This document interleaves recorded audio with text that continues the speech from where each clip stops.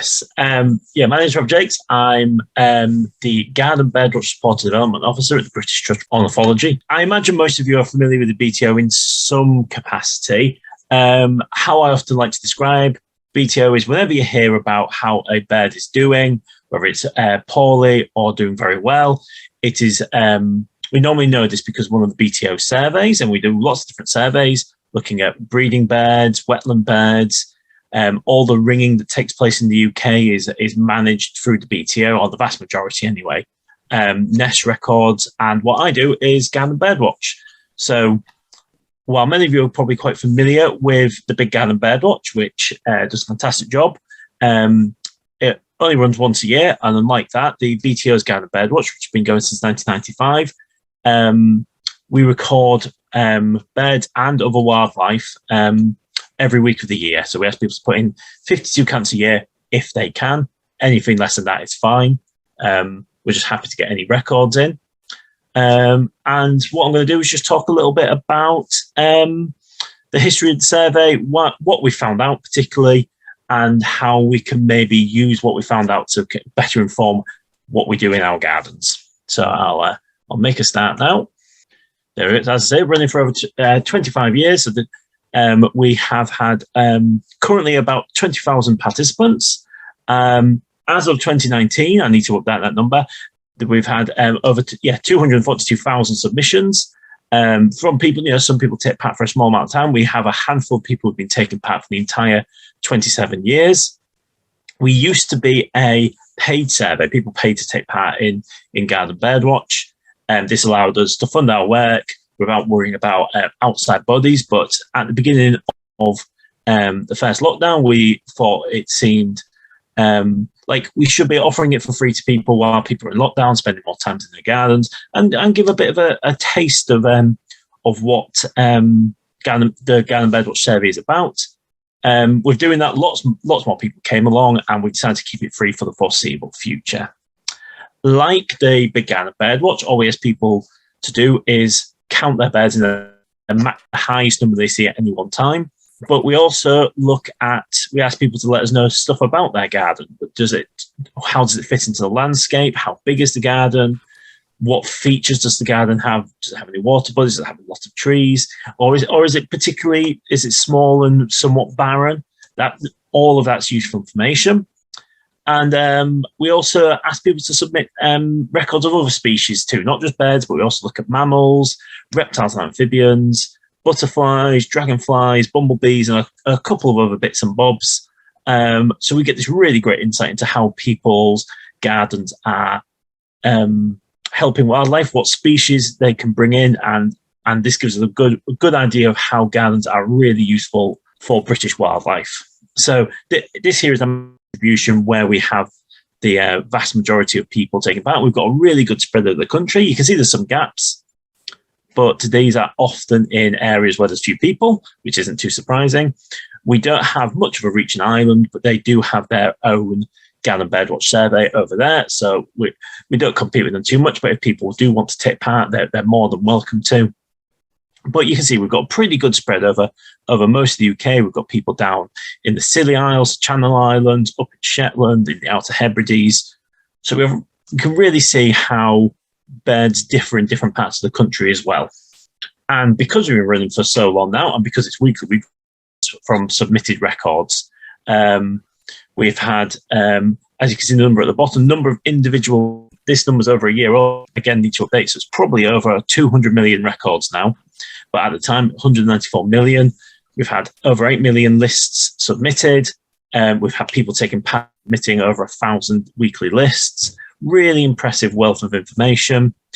Fuel a lot of change in our ecosystems and the biodiversity. We look at the number of filled up bird feeders. That's 42 million filled up feeders over those 27 years. That's a huge amount of things. And the number of species that we've got, 387 species being recorded in gardens.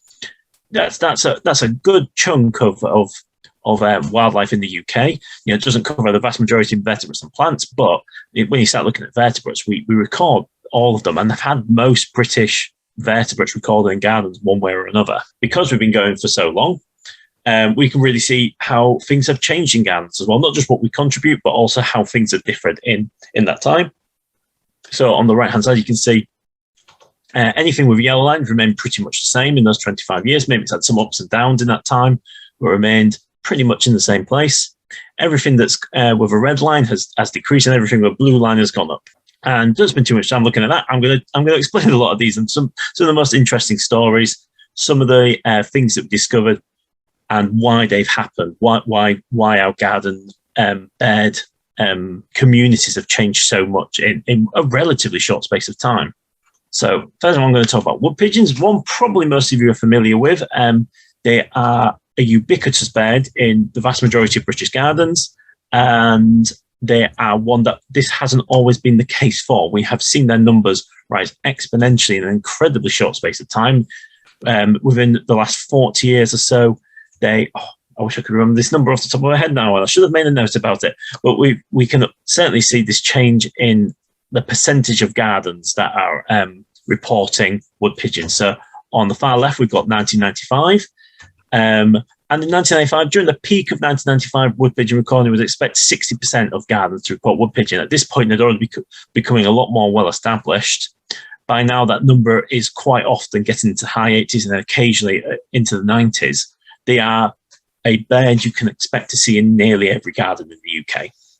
But there's a lot of questions about wood pigeons, despite being quite large, obvious, somewhat clumsy birds, and they do attract some negative attention. People believe they're greedy birds, but it's hard not to be that greedy when you need a bit more food because you're bigger. So they do tend to help themselves to the feeders a little bit more. But there's a lot of questions about their behaviour we still don't quite understand yet. We know that they migrate. We can see really big flocks of wood pigeons moving through the UK. If you're at a coastal site, you may see flocks of thousands of wood pigeons passing by. But we don't know where they're coming from, and we don't really know where they're going. We've through a handful full of ringing records, we've seen that wood pigeons that have been rung in the UK have then shown up in southern France. But we don't actually know if those wood pigeons originate in the UK. Have they come from further north? Have they been Scandinavian birds that have been pushed down with the cold weather, like so many do? Or are they UK breeding birds that are moving down to take advantage of acorn crops in the Mediterranean? Loads of questions about these really obvious birds we don't quite know. We can only see they are a widespread bird, but they've certainly colonised a lot more areas, particularly in the southeast and East Anglia. They've done incredibly well, and the reason for this is probably because of changes in agricultural habits. The way that we farm now is a lot more intensive, and it's not great for a lot of birds in the wider countryside. We know the skylarks and grey partridges, corn buntings, the yellowhammers all struggle with the modern ways of farming, but a handful of species have done very well out of it. And I think the most clear winner is wood pigeons. We can see here there's plenty of places where in 2003, this is less than 20 years' time, so many more gardens reported these birds, particularly in areas maybe where they would be quite infrequent. Lincolnshire, you can clearly see they've made really big headways in there. East Yorkshire's the same. And parts of Scotland where they were infrequent and now become everyday birds. And here what we can see is kind of the difference between an average year and 2021. Even then, we're still seeing these big increases. The average number of birds coming into your garden has gone up by half a bird in a relatively short space of time. And we can also see actually when our gardens are most valuable here. We can see that there's clearly a dip in recording during August and September. This is the value of recording every week. We get to see how our gardens change in productivity throughout the year. This isn't too surprising. With a lot of birds, we see their numbers go down in August and September. It's when a lot of birds go into molt. They become a lot more secretive, and they are less likely to be seen regularly in our gardens. There's also an abundance of food in the wider countryside, particularly for wood pigeons. This is likely why we see fewer of them in the late summer months. They're seed eaters. They leave our gardens to go into the countryside, make the most of all the abundance of seeds and fruits, and then by the end of the winter, those supplies are getting quite thin. They rely a lot more on our garden feeders. A bird that has unfortunately not done very well is the song thrush. I'm not too sure how many of them there are currently in central London. If you have a large garden, live close to a park, you probably are familiar with Songthrush song, even if you don't know it. They repeat little phrases 3 to 5 times, then change it up a bit. They're often one of the first singers early in the morning, and can often be, if you're woken up by a bird song, quite often it's going to be a songthrush. They can be quite loud and do great, some people, despite their melodious ways. But unfortunately, their numbers have not done very well. We've seen that they've dropped 8 places. And particularly, we can see they're quite an unpredictable bird in how many we may expect to see in a garden in a given year. This is showing throughout the last 27 years. And we can see while there is still a decline, we can see these occasional spikes of activity. These are normally occurring in February, March, April, normally when we've had some really, really heavy snow come in. And as a ground feeding bird, something that often relies on ground invertebrates, if we get heavy snow, they can't access their food. So they get pushed into our gardens where often the urban areas are going to be a little bit warmer, so the snow cover is not going to be as dense, but also we're providing food for them, typical bird food, or songthrush, particularly like fallen fruits and apples, which people will put out. These will bring in not just songthrushes, but blackbirds, fieldfares, lots of different birds. Even if they are garden birds, you'll see greater numbers during snowstorms when they're put in. So, and again, another thing that shows how valuable it is to input every week. If we get these records every week, we can see these spikes in activity based around weather events. But that doesn't explain the decline in songthrushes that's been occurring over the past 27 years, and it was going on a bit before then as well. What we think this likely is a mixture of different things going on. We know that things are getting generally drier, particularly in the southern parts of the UK. We receive slightly less rain here than the West does, and we're also getting hotter, longer summers. Songthrushes, like the other thrushes, feed on ground invertebrates, and they'll be seen pulling worms from gardens. They'll be looking for slugs and snails. When we get long spells of dry weather, these animals either go deeper into the soil, they're hidden away in places where songthrushes can't get to. They will be pushed away from places they used to be quite common in, so they can go find somewhere else and find some food. But we also know that actually songthrush numbers seem to have gone down by a greater amount in gardens than they have in the wider countryside, which raises some really interesting questions about maybe something we're doing in our gardens that is different than it used to be. They like to nest in thick vegetation, like nice mature bushes and shrubs, ivy growing on walls. There certainly seems to be a trend for people to have much neater gardens than they used to be. And this could mean there's few nesting opportunities for songthrushes. We're less likely to see them and hear them if they're getting pushed away from our gardens because they can't find anywhere to breed. There is also a theory that maybe blackbirds, which do very well in our gardens, may be pushing these birds out there. Blackbirds are slightly larger. They share a similar niche, feeding on ground invertebrates. And there's some thoughts that maybe blackbirds have pushed songthrushes out of gardens. But as far as I know, unless something's come out very recently, there's no actual evidence for this reason. But that doesn't mean it isn't true, it just means we don't know yet. Oh, I'll leave that for now. Goldfinch is a really popular garden bird. Hopefully it's one that many of you get to see, even if not in your gardens, in the wider countryside. They are a bird that was traditionally associated with farmland, particularly shrubby areas for grazing and farmland edges. They were a bird that were firmly in the countryside, and they weren't one that you expected to see in urban areas. But because of Garden BirdWatch and another smaller survey that's been run for longer called the Garden Bird Feeding Survey, we've been able to see that these birds have really taken to gardens in a really, really big, impressive way. In the Garden Bird Feeding Survey, which started in 1970, if I remember correctly, you'd regularly get weeks throughout the 70s and early 80s where nobody would record goldfinches in their garden. They just weren't a garden bird. It was quite normal not to have a goldfinch record for a few weeks in a row. Then in the 80s, the numbers started to bubble up a little bit. By the beginning of Garden BirdWatch, we were seeing them in between 10 and 20% of gardens, but now they've become in the top 10 birds are the most common garden finch reported. They are a staple of people's gardens now. But again, you may be wondering what the reason for that is. And it's likely, again, our actions.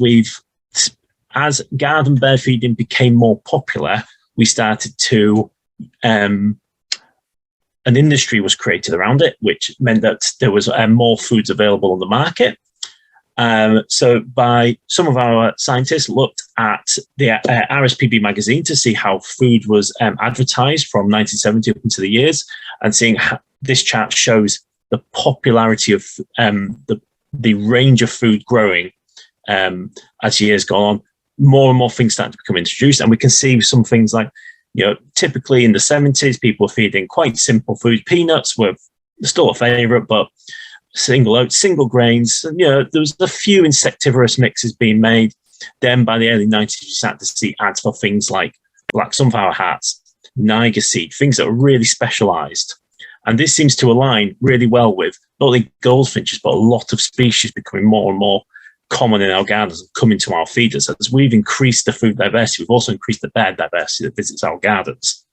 So this could be seen as a positive. There's a few species here that have gone down, but this is likely due to wider or different changes that are affecting things rather than the amount of food affecting the numbers of some species. But we can see the vast majority of species have done very well as we've increased the amount of food available in our gardens.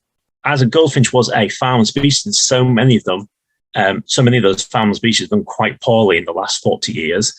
Goldfinch have probably been able to only able to keep good numbers because of what's going on in gardens, because of this ability to move into this new habitat.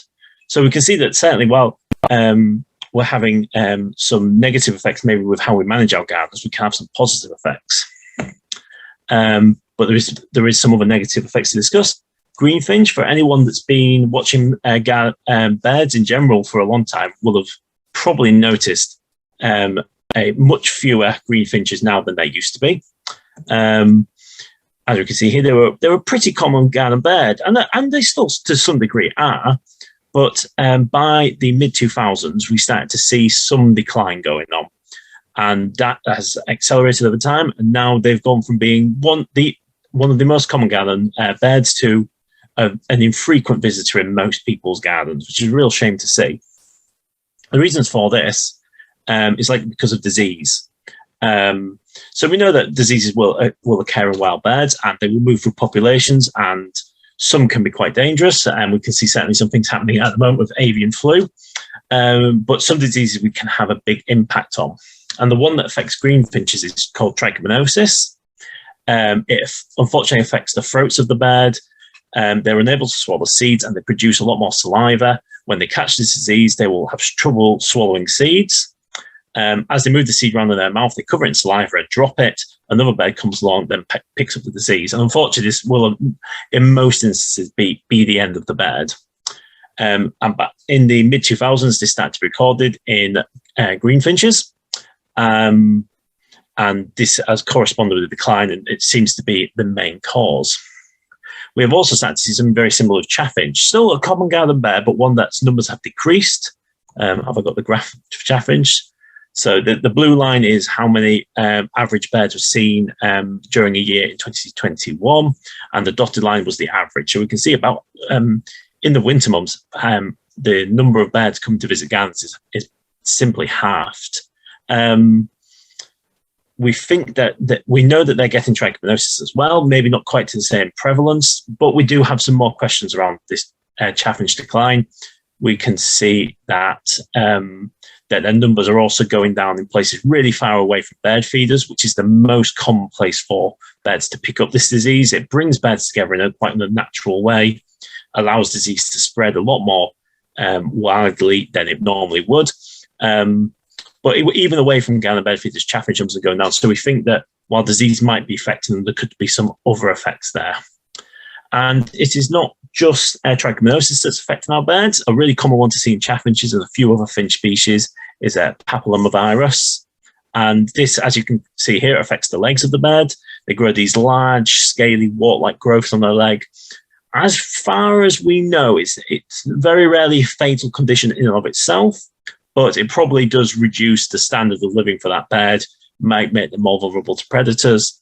So it's probably not going to be doing them any favours, but it's not a necessarily death sentence. And the same goes for Avian Pox, a really striking looking disease when you can see it on birds. It normally affects great tits and dunnocks, and it creates these large tumorous growths. Sometimes these will kill the bird, but we know through ringing efforts for birds that 1 year have had these large growths on their heads, often around their head or around the back end of the bird. These large tumours will grow. Some years they'll just disappear, and the bird will recover from it.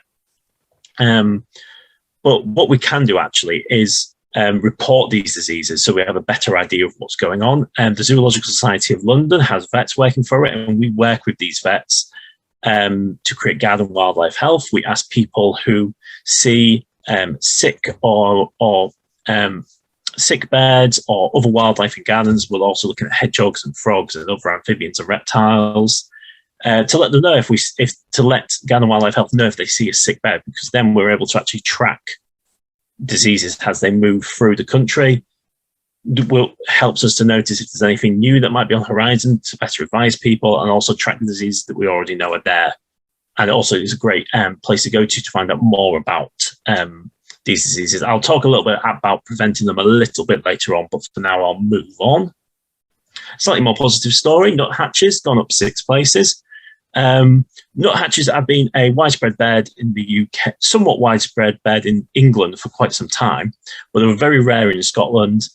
And in the last 20 years or so, we started to see their numbers increase, not quite as dramatically as we've seen with the wood pigeons and the goldfinches, but certainly a clear increase. And while it doesn't seem to be necessarily anything to do with habitat change, what we do think is likely to happen is climate change. I think nuthatches are a relatively common bird in London. At least when I visited London, I've had no trouble finding nuthatches.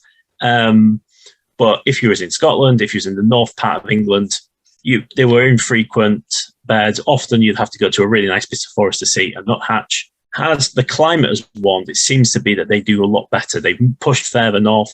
They've got better survivability in winter. But that might also be aided by our garden bird feeding again. When we get a harsh winter, previously, if they weren't able to access food, they would have either died or had to move further south.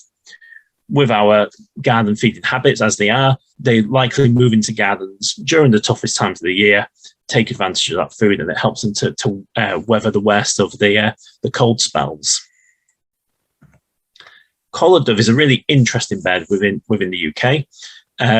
Before the 1950s, they were not found in the UK at all. They were a bird of when did they start moving? They were originally a bird found in Southeast Europe, Turkey. Some point in the 20th century, they began to move slowly throughout Europe. And then a bird showed up in Norfolk in the early 1950s and was the first recorded for the UK. Within a few years, they started to breed. And then after that, they became incredibly common garden birds. I believe they're in the top 10 birds that we are reported in gardens. But again, something that quite interesting has happened in the last 10, 15 years is that their numbers have started to decline. This could very well be, again, due to trichomoniasis. This is a disease that will also affect pigeons, and collared doves seem to be the worst affected of it. But I think it's a really interesting story that a bird that previously not found in the UK under a century, which in terms of evolution is an incredibly small amount of time, has moved across Europe, moved into the UK, done incredibly well, and then within that time, the numbers have started to fall. Likely due to trichomoniasis, but there could also be other factors in place. Maybe some people have suggested competition with wood pigeons, but again, this is unproven. So it's a bird we're continuing to look at to see how their numbers are changing and what might be the cause of that. One that probably people here are more familiar with than most places I give this talk is ringnet parakeets. That I don't think there's much I can say that probably hasn't already been discussed about these birds. They are colourful, but they are controversial, I think it's fair to say. Some people really enjoy them. Some people find them to be a nuisance. We didn't record these birds until 2003 because of their non-native status, introduced at some point in the 50s and 60s. but we were noticing they were starting to spread. They're now recorded regularly, and the vast majority of these birds do come from London or Kent. But we're starting to see more records come from other parts of the UK. There's been for a while now populations in Manchester, Birmingham. They're also beginning to show up in Portsmouth, Edinburgh, Norwich. So that they're really spreading around. And what's interesting, do I have a map of their distribution? I don't. I should pop a map in there. Is how they're not really found outside of cities. They seem to need people to survive in the UK. They're a cold tolerant bird, but they do need a ready supply of seeds. And the normal fluctuation of this within the UK means they don't seem to survive in countryside, and they need particularly big towns to be able to flourish and be able to move around quickly between gardens to find enough food to live off. As far as we know, within the UK context, there's been actually no evidence that they have a negative impact on any of our native species. There is some speculation that because they're cavity nesters, they nest in tree holes like starlings and nuthatches and woodpeckers do, they may be denying these birds of these nest sites. Within the UK, that's not been proven. It has been shown to have a small effect in Belgium, where these birds are also present, and many major European cities. And they likely will be having some kind of effect. They're large birds and big numbers of them, but we don't quite know the extent of that yet. A really interesting garden bird is the reed bunting. And they're not really, maybe a bird that not many people associate with the gardens. The one that, as the name might suggest, is one you'd expect to be seeing around wetland areas and reed beds and scrubby areas that have a bit of damp habitat to them. They're quite common within those places. But when it comes to a certain time of year, particularly between February and April, they start to be seen more and more in our gardens. And if you live near one of these wet habitats, it's probably going to increase your chances, but they can be seen really far away from ideal reed bunting habitat. We call this time of year between February, March and April the hungry gap. What is happening here is the plentiful amounts of fruits and seeds and insects that came about from the last summer create an abundance in autumn, but that begins to decrease as the colder months drag on. There'll be no insects out for these birds to eat. Seeds are beginning to be depleted. There's very few fruits. And this is normally when lots of birds will die. There'll be a few cold snaps. Birds will struggle to find enough food, and that's actually when there's a really high mortality rate for lots of birds. But birds that can adapt to using our gardens will make the most of it. And we can see a really interesting range of species start to visit our gardens between these months. Unfortunately, we've just fallen out of that now. But when it comes back around to this time of year in 2023, keep an eye out for something unusual. It's not only reed buntings, but also another bunting called the yellowhammer. Really colourful, attractive birds. The female reed bunting may blend in with a flock of sparrows quite nicely, but the yellowhammers are pretty distinctive, and the male reed buntings are as well. But there's also other finches that take advantage of the food during this difficult time. So you're more likely to see bramleys at this time. Some of the other rarer finches like siskins as well. These start to pour into our gardens around this hungry gap, making the most of the food that we have available. One of our most interesting garden bird is the blackcap. If you've been to any decent bit of woodland or scrubby areas, or just even a slightly overgrown garden, there's a really good chance you'll be hearing some blackcap song at the moment.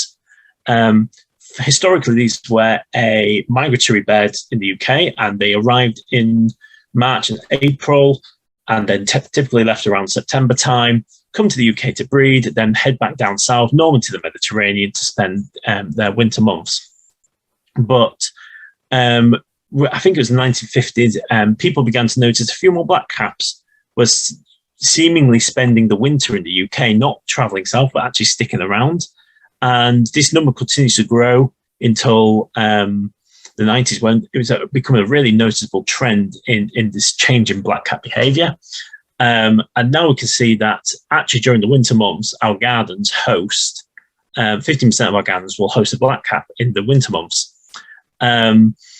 Which is a really interesting change in the behaviour of these birds. But through ringing efforts, colouring in these birds, and now some more advanced technology as well, we've begun to understand actually it's a really interesting story going on with the blackcaps that spend winter in the UK. These aren't our summering birds choosing to stick behind. These are birds that are actually coming from Germany and Poland, pouring into the UK, particularly heading more normally to the west coast and Ireland, where you've got the Gulf Stream keeping temperatures quite warm, and using garden feeders as a way to stay alive. And then in the summer months, heading back down to Germany and Poland, and choosing to spend, that's where they decide to breed. So switching places almost with our summer population that breeds in the UK.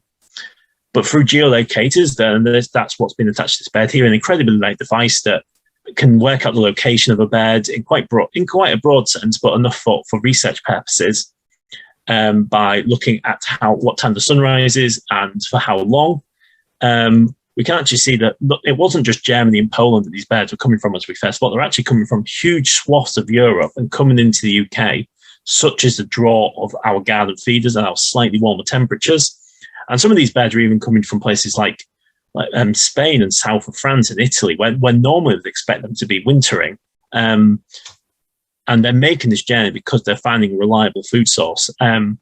Again, showing the effect that we can have with our garden feeders, and also how it can really alter birds' behaviour over a pretty short length of time. So I think it's one of our most interesting birds. You'll probably see them around fat ball feeders. Again, taking advantage of the hunger gap. They seem to be most prevalent in our gardens, February, March, April. So that's the time. If they're in your garden, you're more likely to see them. If you're fortunate to have a large garden, something with some scrubby areas, you may even be hearing them now. But these will be a completely different population to the ones that you'll see at your feeders in the winter months, as far as we know. So what I hope is I've got across the point that our gardens are really useful for lots of birds. They're an important resource. They're something that the presence of our gardens and how we manage them really affects what bird life can be seen, and I'll come to some other wildlife later on. And by how we choose to manage our gardens, we can really have an impact, be that positive or negative. So what I'm going to do now is talk about some of the features in our gardens that can really easily benefit wildlife. Some things that if you don't have, you might want to consider putting in your garden to really see a change in the animals that come to visit. And the most common one that probably anyone that does have a green space will already do is feeding the garden birds. It's been a pastime in the UK for quite some time now. And as I've already shown with the amount of food and the range of food changing with time, it's something that has evolved, something that's become a huge industry within the UK and increasingly in Europe, America, Australia as well. And there's lots of estimates out there of the huge amounts of numbers that not only do we spend on, but the huge amounts of food we put in our gardens. But as shown with diseases like trigonosis, it can have a negative effect on birds when not done responsibly. So one of the things I really implore people to do, if you do have feeds or if you manage feeders in any sense, is to be regularly taking them down and giving them a thorough wash. Its temptation is to buy really, really big feeders, fill them up with as much food as possible, and then leave it out until it's completely gone. But often this means that this food is sat out in all weathers for several months. You've got different birds coming to it bringing diseases, but also rain and water will get in, even into really expensive feeders. You're going to get some moisture making their way in there. It will turn seeds. Peanuts can start to grow some quite dangerous toxins and fungal growths when they start to get wet. What we really would like people to do is consider only putting out a day or two's worth of food at a time. So that means that the food that birds are eating is fresh. It's not going to be soaking wet, and it's less likely to be contaminated by potentially diseased birds.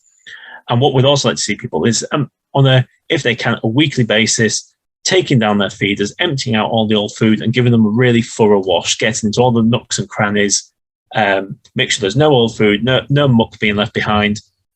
It doesn't have to, some typical washing up liquid or a really weak bleach solution is enough to disinfect them, let them dry out, then pop them back up again with some fresh food in, and you're going to be really helping prevent the spread of these diseases, making sure the food that your bird's eating is in the best possible condition. It makes the most of the investment you put into it, because bird food isn't cheap. Bird feed is not particularly cheap either. You really want to be making sure that what you're putting out there is getting the best impact for what you're paying for it. Regularly cleaning these things will also make the products last a bit longer as well, because I've seen plenty of feeders that have been allowed to go mouldy and old, and the plastic starts to crack. That's not an ideal situation, and hopefully you'll get a lot more use out of them. One of the other things I'd also recommend, if you're finding, like in this picture here, you can see there's lots of detritus on the ground, and some people will end up having to stop feeding because it's bringing rats in. While you'll still get some detritus, what can be a good habit to do is making sure that you not using mixed seeds, because what typically tends to happen when people use mixed seed is they will bung in as these mixed seeds. Birds will come in and pick out all their favorite bits and throw at anything they're not interested in. This means that then you just end up with lots of seed on the ground, which in small amounts is quite good for some birds. Ducks and pigeons like to feed on the ground. That benefits them. But when it starts to accumulate, again, it's not going to be food in its best condition because it's going to be getting often soggy and maybe prone to diseases, but it can start to bring in rats, which often won't make you popular with the neighbours. So having single foods in each feeder will greatly reduce the amount of detritus on the floor, and will also hopefully help your garden stay a little bit cleaner. Really easy way to provide for birds is putting out a source of water. A great thing to put in your garden is a pond, but some of us don't have that opportunity. I live in rented accommodation, and I don't think my landlord would be very happy if I started digging out vast amounts of the garden for a pond. So you can do in other ways, like here, a simple tray with a bit of water in it, just made from a 10 bin lid or whatever you've got available. It's going to bring in birds. It's going to be, particularly at the moment when we've had quite dry weather for a long stretch of time, birds are going to be really desperate for some fresh water sources, not only to clean themselves, but to drink. And quite often, one of the things that many birds will do when they first fledge, when they first leave the nest, is they're going to be looking for a water source to bathe in. They've spent 2 or 3 weeks in a cloistered up little nest box or some mucky nest getting all covered in each other's business. They want to go and freshen up a bit. So if you do have a water body, there's a good chance you'll see some birds coming down fresh out of the nest to go clean themselves in it. As I say, it doesn't have to be a large amount of water, but if you can put in a pond, I'd really recommend it. You will see very quickly the amount of life that will come to it. Even in places you wouldn't expect it, birds and animals will come quite far out their way to get access to some fresh water. And it's cheap. Just make sure it's in a tray like this, that the water's replaced daily, and make sure there's nothing excess in it. Some people, I think at one point, had the good idea of putting antifreeze in to stop it freezing over. That is not a good thing to do. That will harm birds and other wildlife. In 2019, we partnered up with the people at Springwatch and the Open University as an opportunity to find out more about how people's gardens are constructed. What features do people have in their gardens? How do people provide for them? Provide for their wildlife? And we've got some really interesting figures back from people. So this one here, 42% of participants left leaf piles. I believe 200,000 people took part in the survey. So that's 200,000 gardens in the UK. 42% of them left leaf piles.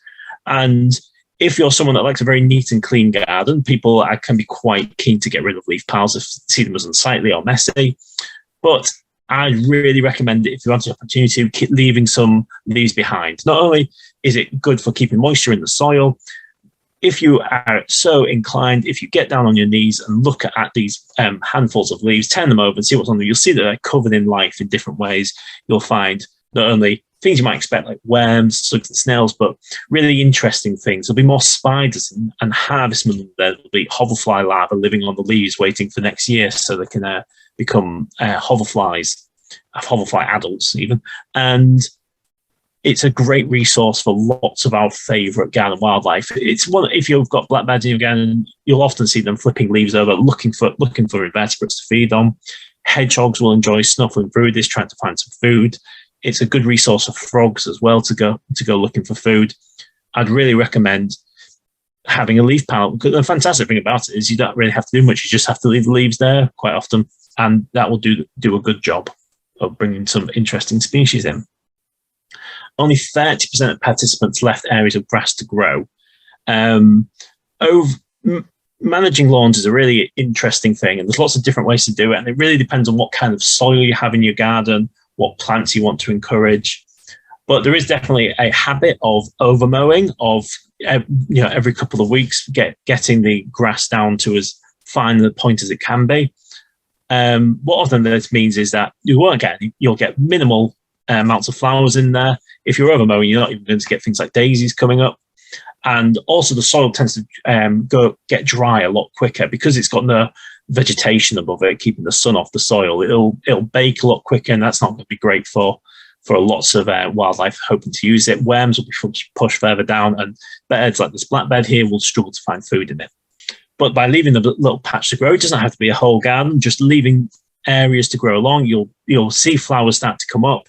You will see that then this attracts even more insects coming into it, and those insects that are attracted to it are going to be really important for birds, particularly breeding birds. Even birds that typically eat lots of seed for most of their adult lives.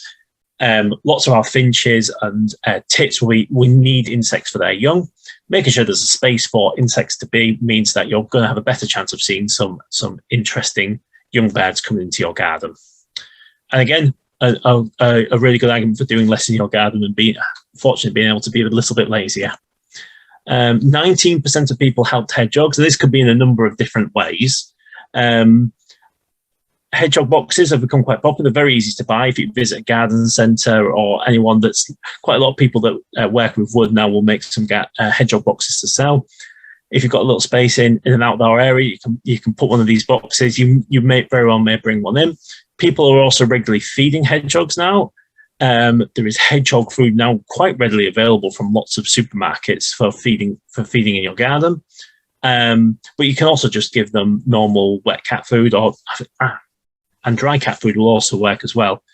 It was traditional to put milk out for hedgehogs, and they will drink the milk, but unfortunately, like so many animals, milk is not good for them. They're not able to process lactose like some people as well, and it can make them quite ill and isn't particularly good for them. So having a little bit of water and some hedgehog food or cat food out there can really benefit hedgehogs. Again, leaving some wild areas for them to snuffle, leave some areas of branches and twigs and stuff that's piled up. That could be somewhere for them to hibernate if you don't have a hedgehog box. So there's lots of really easy ways to help hedgehogs, and also make sure they have a way into your garden. If it's fenced, make sure there's a gap. I think it doesn't have to be any bigger than a typical CD, and that's going to be enough for them to sneak into the bottom and make use of your garden. Yes. We also asked people what birds they had nesting in their gardens. Anyone that's lived in London for a long time has probably seen the number of house sparrows they're familiar with go down quite dramatically. They were previously really did very well in London and were strongly associated with London. But their numbers, particularly in central London, have gone down dramatically. And if I remember correctly, they're nearly extinct within central London. Someone might be able to correct me on that later on. But as we can see here, it's not just in London. There's also huge swathes of East Anglia, lots of the south parts of the country, South Yorkshire. But we can see some places where actually house sparrows are still doing quite well. Wales, they do particularly well. Some parts of Scotland. So there's lots of reasons that might be affecting house sparrow numbers. We know that that buildings are a lot neater than they used to be. They're a lot better insulated, which is very, very good for helping make buildings energy efficient. But it does mean we exclude lots of animals, not just house sparrows, but also starlings and swifts. And all these species have done very poorly recently. And one of those contributing factors is they just have less places to nest. There are also fewer insects, particularly in really urban areas. This is likely also affecting the ability for house sparrows to feed their young. And there's also been some work on disease on house sparrows in London, and it's found that lots of them have a disease known as avian malaria, which is spread through mosquito bites, which can also be affecting their numbers. So there's lots of things that are negatively affecting house sparrows, but fortunately, there's some things we can do to help them. House sparrows will readily take to nest boxes. On the BTO website, we even have some designs for house sparrow nest boxes. And unlike many other garden birds, which use nest boxes, particularly blue tits and great tits, they're not territorial. You can put 3 or 4 house sparrow nest boxes closely together, and they can end up all being used by house sparrows. Whereas if you put 3 or 4 blue tit nest boxes in your garden, only one of them likely to be used if you've got a typical size garden. So you can really easily help these birds by providing these nest sources, and also make sure they've got some places to eat. Make sure there's some long grass and some vegetation for them to look for insects.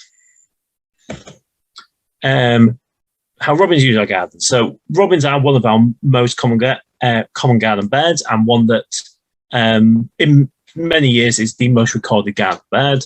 They do very well in a wide range of habitats, but they don't nest everywhere. Some of this could be because people don't know what to look for.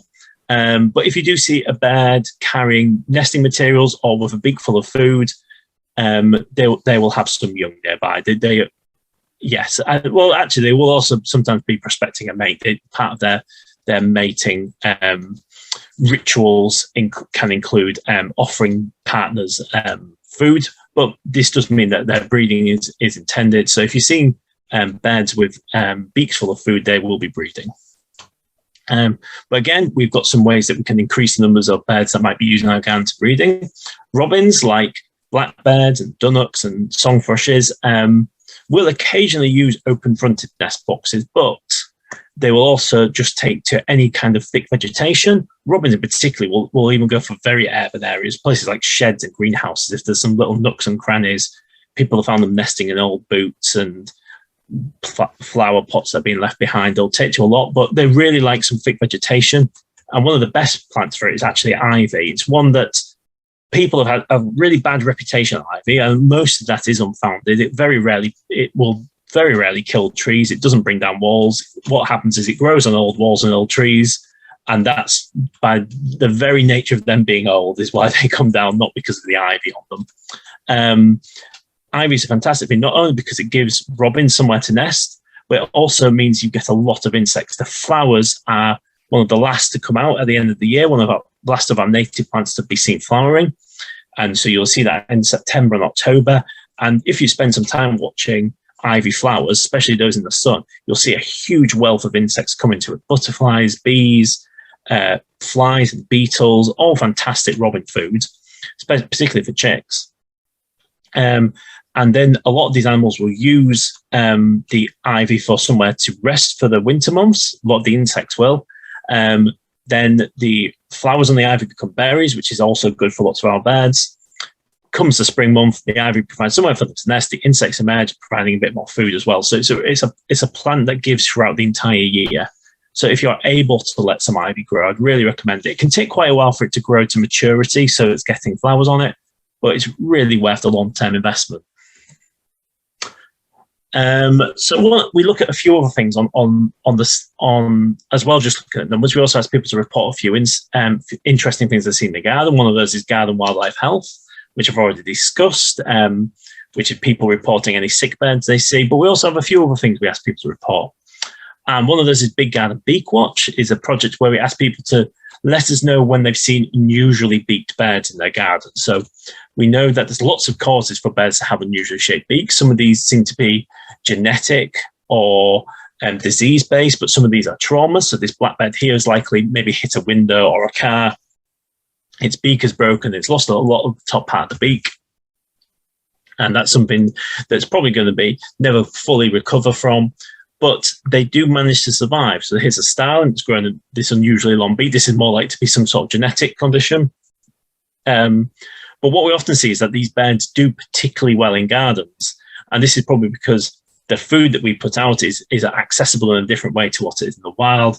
They can negotiate it better than having to try and find living prey or plucking things from trees when their beaks are no longer working. This is a rook, and if you're familiar with rooks, you know they don't typically have a crossed beak. And we've seen so many different birds with so many different kinds of these beaks.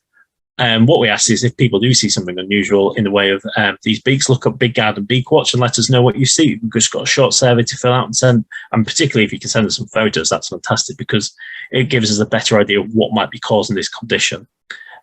We are currently working with researchers over in Alaska, I believe, where birds with unusual beaks has become really common, and it might be due to a disease. So we're working with them to best understand how this might be coming about and if it's something to be concerned about. We also ask people to let us know about abnormal plumages. So anytime you've seen a bird that you're familiar with looking a little bit out of character, this is by far the most common bird we get reported, which is blackbirds with some white feathers on. People often call these albino and quite often call them leucistic. Albino refers to an individual which is entirely white. It can produce no pigment. So not only will it have white feathers, but also have pink eyes. Leucistic or partial leucistic means that they can't produce, they produce white feathers where they normally wouldn't. And that can be either on a part of the bed or the whole bed, but they will normally have a normal coloured eye. But actually what's going on with most blackbirds is the condition known as progressive greying, which is very similar to how we get grey hairs. They start to have a few feathers become white, stop it being able to produce pigment. And as the bird ages, through successive molts, more and more feathers become white, and some of them can then become entirely white. But they probably do find life a little bit tougher. They'll probably find it harder to find a mate, and they're more likely to be predated because they can be easily picked out in a flock. We can get a great number of different species with different kinds of plumage abnormalities. Here's a house sparrow, quite a subtle one, I think. And you really have to be paying some good attention to your house sparrows to notice this. Where you can see he's got this white crown and some white feathers around the neck. And then we get some really difficult birds to identify. When you strip some birds of all their colour, they become quite difficult to tell apart. This many people thought was a robin, but actually on close inspection of some of the feathers and the shape of the beak and the feet, it was decided it's actually a dunnock, but gave us a good few minutes of head scratching when this pet photo came through. So it took us a while to be able to work out what this is. This is our top 10 reported birds with plumage abnormalities. And what you might notice is a lot of the blackbird, jackdaw, carrion crow, rook, and starling are all birds with lots of dark feathers. And I think what probably happens is that these birds, when they do have abnormal plumages, they stand out a lot more than maybe it would do with some of the other birds. So even if they just have one white feather on a blackbird, you're going to notice that more than a single white feather on a house sparrow. So some of these really outnumber the amount of birds that actually get reported. Some of the other things that can cause plumage abnormalities as well are dietary changes. So carrion crows in urban areas often will have white feathers. And what's thought to be happening is they've eating a lot of human-produced food, lots of carb-heavy foods that they're not used to. It doesn't have the protein in it that they need to create black feathers. Particularly young birds will have these white feathers. So if you've noticed some urban carrion crows with white feathers, it's likely dietary. The reason behind that, but some of it is also genetic as well, and they will pass on some conditions. So again, like the Big Garden BirdWatch, if you do see any of these unusual birds, do let us know through our abnormal plumage survey, particularly if you've seen them in your garden. Give us a better understanding of what might be happening to these birds, and also if there's any different causes maybe behind this plumage abnormality. Is there anything that we need to be worried about? In the winter of 2018 and 2019, we also asked people to let us know about tawny owls, and we asked people to go out once a week for 20 minutes throughout the winter months and just listen out for tawny owls. You didn't even have to go outside, you could just open the window. And we got some really, really interesting results. Tawny owls are a difficult bird for a lot of our bird surveys to pick up. Most of them are in the day when tawny owls, and most owls aren't active, so they don't tend to be picked up in the same way. So when there's changes in population, which we think that there is a decline in tawny owl numbers, it gets a lot harder to prove using a lot of our other surveys. So we created this survey particularly to ask people to listen out for tawny owls. Oh, I don't have any more slides on that. And we got really fantastic results. We had over 10,000 people to take part, let us know. And the results are really interesting. We not only learned about where tawny owls are and about how the numbers are doing, which have fallen by a bit, but not huge amounts yet. We also learned a lot about how and when these birds call, what the best times of years are for listening for tawny owls. And that means if we do create surveys in future specifically to look for tawny owls, we know when to target them. And we know that these birds actually spend most of their time calling in the autumn months. This is when young birds leave the nest, leave their home territories. They're trying to establish their own home territory. They'll be butting against tawny owls that are already there. So they're calling a lot at this time to establish some territories before the winter months. But then tends to get quieter as the winter months go on, but then picks up again around February, March when these birds start to breed. They're quite an early breeder, and you can even, in some instances, see young tawny owls coming out in March. But they're quite active at that time of year. Right now, there'll probably be some young tawny owls nearby in some of the bigger parks. And if you look carefully in some of the high trees, you can sometimes pick them out. The young tend to not be quite as good as hiding as the adults. But do listen out for more when we come to the autumn months. As I said earlier, we don't just look at birds. So to finish off, I'm just going to talk about some of the interesting things we've seen with butterflies in the last few years and how weather patterns can really quickly change what we're seeing in our gardens. So this is the Brimstone Butterfly. Hopefully it's one that many of you have seen maybe in the last month or two. They are most numerous in the spring. They hibernate as adults, and so when we get some warm weather in March, they're often the first on the wing. And we can see some of that here. The dotted line is the average. So what we can normally see is we get a few records in February, but really the numbers start to come out February and April. We see a little bit of activity again towards the end of summer, and then throughout the winter months, they become dormant. But what we saw in 2019, I don't know how many people remember, in February 2019, we had an incredible heat wave, really unusual 20-degree weather right at the beginning of the year. And most species were too slow to respond to it, which is probably for the best because it quickly became cold and more typical February weather. But for a week or so, loads and loads of brimstones were reported. And thanks to people recording every single week, we got to see this happening almost immediately. And then that meant that they had a good head start on the rest of the thing. We had really good numbers of brimstones that year. And so we get to see these really interesting short-term impacts of weather through the surveys. Another spring butterfly, one of my favorites is the holly blue. If you have any holly or ivy near you, keep an eye for this little blue butterfly. They're quite common around London. Look for them around holly and ivy bushes. They're the only blue butterfly you tend to see flying quite high above head height. They zip past. They don't sit down for very long or very rarely. But if you see a blue butterfly this time of year flying quite high, it's almost certainly going to be a holly blue. And this underwing pattern is quite distinctive as well.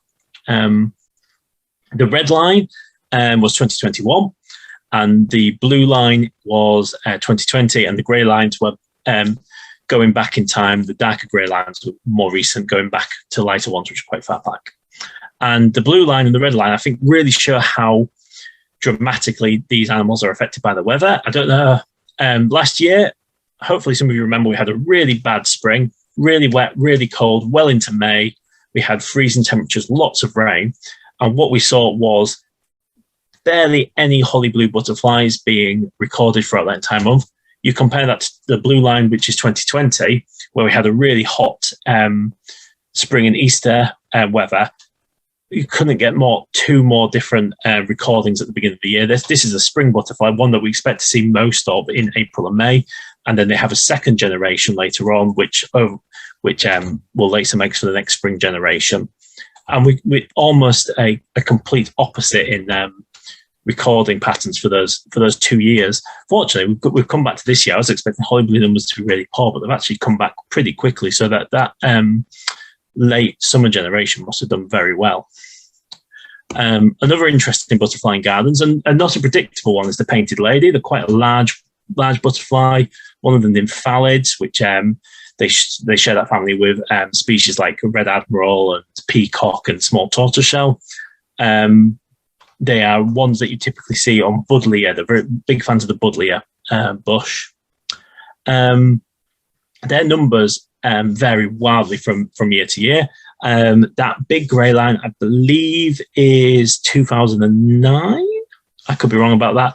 The red line was 2019, and the no, it wasn't. The red line is 2021, sorry, and the blue line is 2020. And we can see a huge difference in the amount of painted ladies coming into gardens. The cause of this is actually overseas. Painted ladies, as far as I know, have never successfully bred in this country. It's too cold for them, and the young very rarely survive and never become adults. But what does happen is they do breeding in some quite big numbers in the Mediterranean and North Africa. But during particular years, conditions will just right for a massive boom.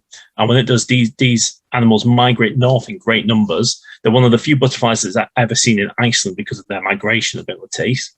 And we will see these influxes. Once every 10 years, we'll see a massive influx of painted ladies coming through. and it's hopefully something we'll maybe get a little uptick in numbers in the next couple of years. 2021 was quite good for them by normal standards, but it wasn't like as good as 2009, or actually that grey line was 2019. I do apologise. That was a really good painted lady year. They typically happen every 10 years, but we will get these little years in between where maybe the numbers bump up a bit, but not quite to the same extraordinary standard. So it's really interesting that how we see the effects of these, the change in the number of these animals based on what is happening in the weather in places like North Africa and Spain and the rest of the Mediterranean. We're seeing how our garden wildlife isn't just what is in our garden, not nearby our gardens, but actually it's part of a really wide ecological shifts. But anyway, I've said basically everything I want to say for today. One thing I would really want to encourage people to do is, if they can, join Garden BirdWatch. Even if you don't submit any counts, you may not have access to a garden. You still receive our weekly newsletter.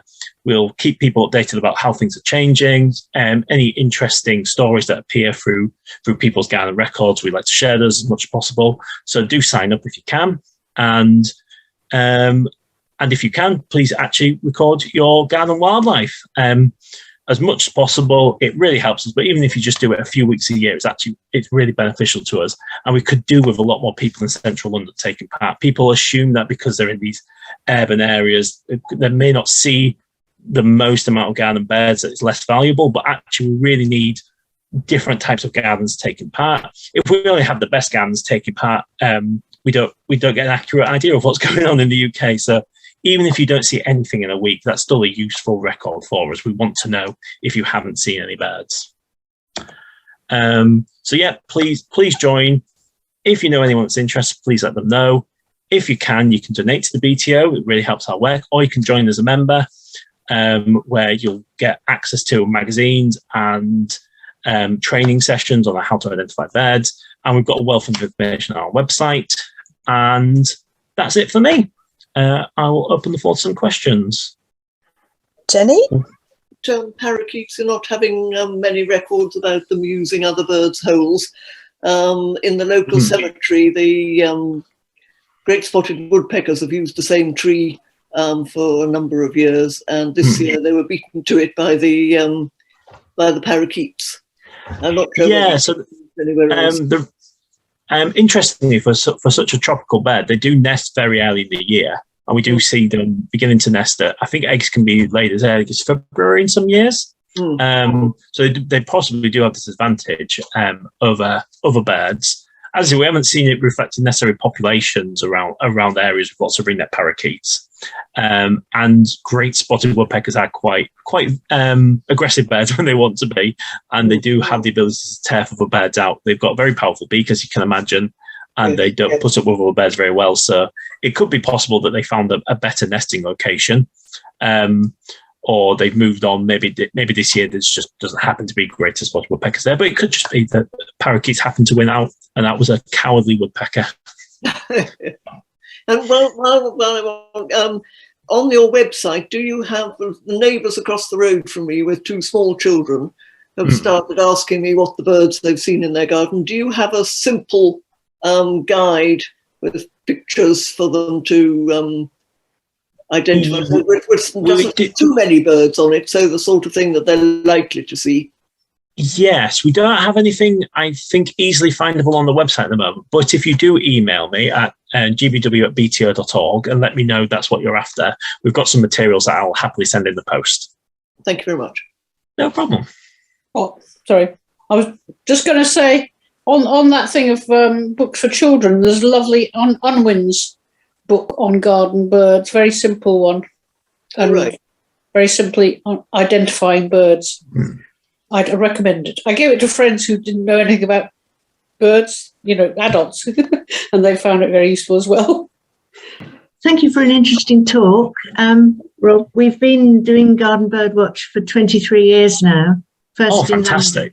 First when we lived in London, and now we moved to Cambridge. So it's nice to see the face that sends us an email every week. Oh, great. Just a couple of things I've always wondered. When we record the other stuff, like our regular hedgehog or butterflies, Does that go anywhere else? Because there are places like the Mammal Society also asking, and we just put them all into BTO and hope that they will be then shared with the relevant societies. Does that happen? Yes. So everything that goes into Garden BirdWatch eventually makes its way into the National Biodiversity Network, which then is open to other things. So if there's a mammal recorder in Cambridgeshire, they will hopefully be checking those records and using them for their own analyses. There's lots of different ways that biological data moves around, and sometimes things do get missed, but we find that going through NBNs does seem to be the best way for us to get a wealth of data to the right people. Thank you. Can I ask another quick question? Of course. As you will know, we're asked to record domestic cats, and we dutifully put down the neighbours' cats every week. Yeah. Do you actually do anything like trying to correlate? Why do you need to know about cats? Do you correlate the numbers of birds in gardens with the numbers of cats or anything? Or? Yes, so there is a master's project that's been looking at our domestic cat data and how it relates to bird populations.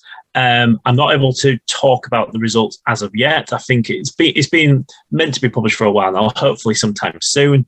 It's some really interesting stuff, and maybe goes against what people might consider, what people's first thoughts about how cats would affect garden numbers. So it's a really interesting paper, and hopefully it'll be published sometime soon. And when it does, we'll be sure to share it through our newsletters and through our magazines. Thank you. That's very interesting, very helpful. I've noticed last year quite a decline in blackbirds around. Yeah, so blackbirds. 2021 was probably, I think, the worst year that we ever had for blackbirds within Garden BirdWatch numbers. There were several weeks where we got the lowest recording rates that we've ever seen for blackbirds. It seemed to be a combination of factors, and it seemed to last throughout the entire year, which was interesting. We had that very, very wet spring, which normally wet weather can be quite good for blackbirds, means they can access lots of food, but it was to such a degree that even blackbirds were struggling with the wet weather. So they had a really poor breeding season. This was then followed by some quite long dry weather, which probably didn't help the late breeders. And we saw fewer birds going into the August and September. That's normally quite a quiet time of year anyway for blackbirds because they're molting, so they become quite shy. What normally then happens in September, October, November is that we see a really big influx come from overseas. These are migrating birds coming from Scandinavia. They boost our numbers that spend the winter. Some of our birds then go further south. But we were seeing that actually those birds didn't arrive until November, December, much later than we'd normally expect, because the prevailing winds weren't really there. The conditions in Scandinavia are quite mild, so they didn't really feel a need to make the risky journey across the North Sea.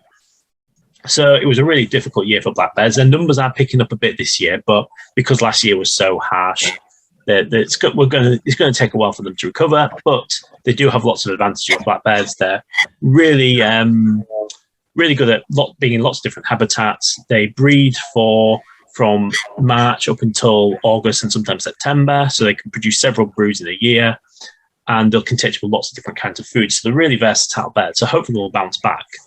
It was particularly notable in London, the numbers for blackbirds were the worst in the country.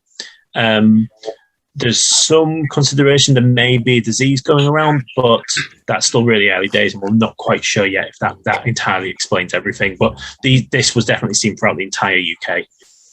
Thank you.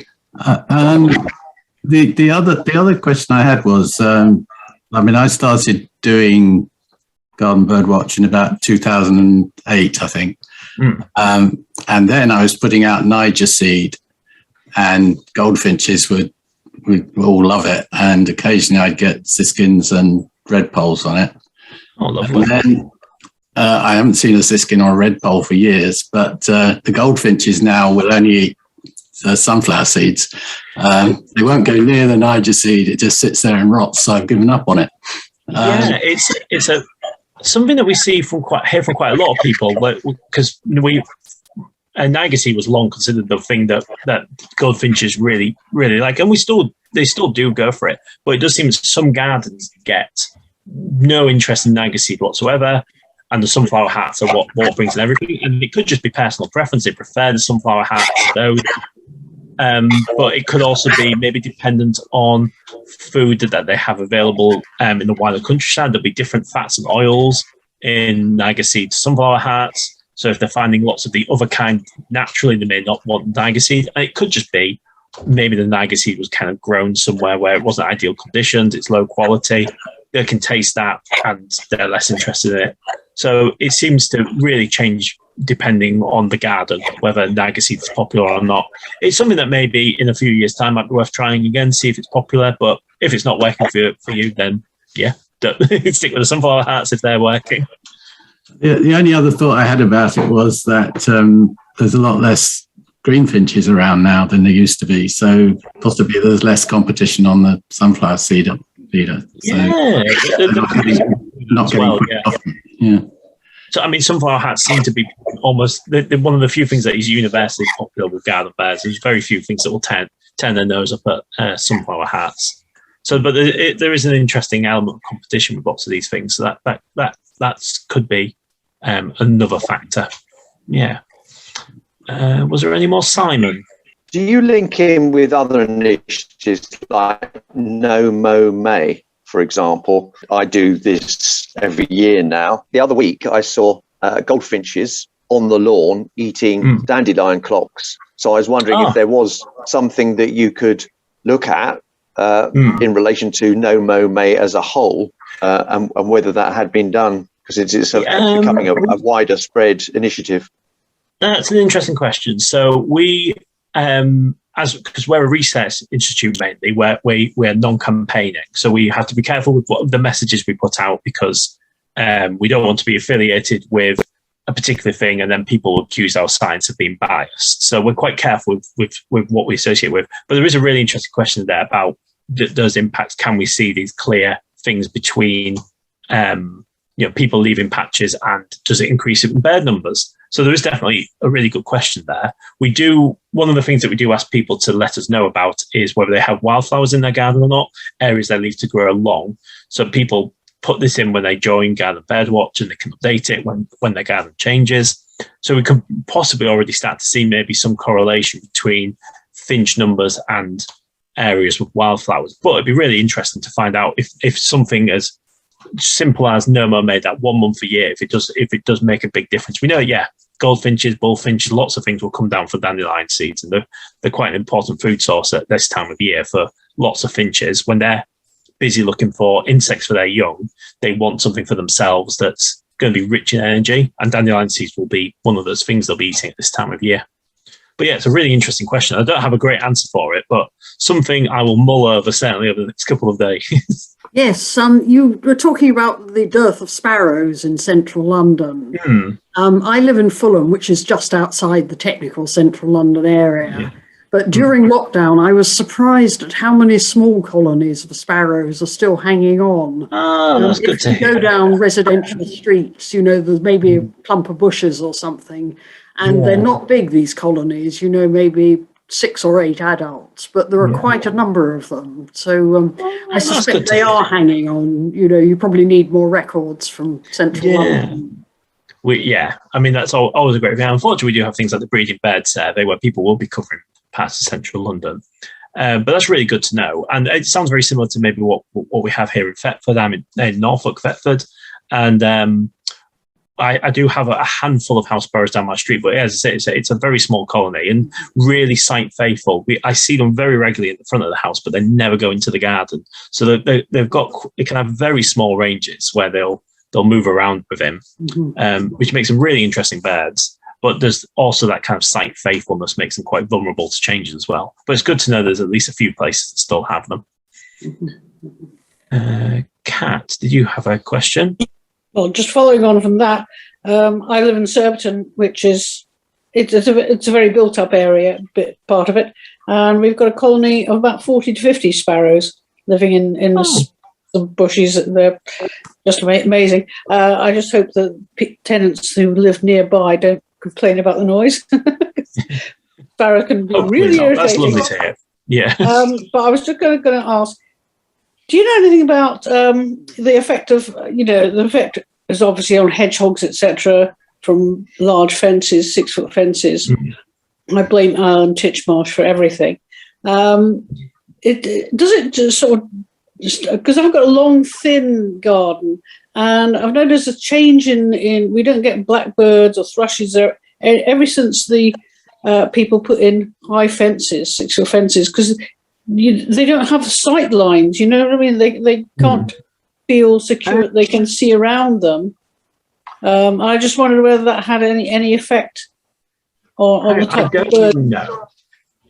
Yeah, it's a really interesting question. I mean, it's worth bearing in mind that blackbirds and song thrushes will live. They like woodland edges in their natural habitat. They're like these mixes between habitats, and our gardens actually do a really good job of being quite similar to their natural habitat. There's lots of open areas right next to some big trees, perfect for lots of the common garden birds that we see. And I can imagine, though, they'll regularly be going into the forest and they'll regularly have sight lines removed by dense vegetation. So but they could really escape to that vegetation. Yeah, that is true. Yeah. So unfortunately, I don't have the answer to that. It's an interesting question. One thing we do know, recent work has shown that actually urban hedgehogs are doing better at the moment than rural ones.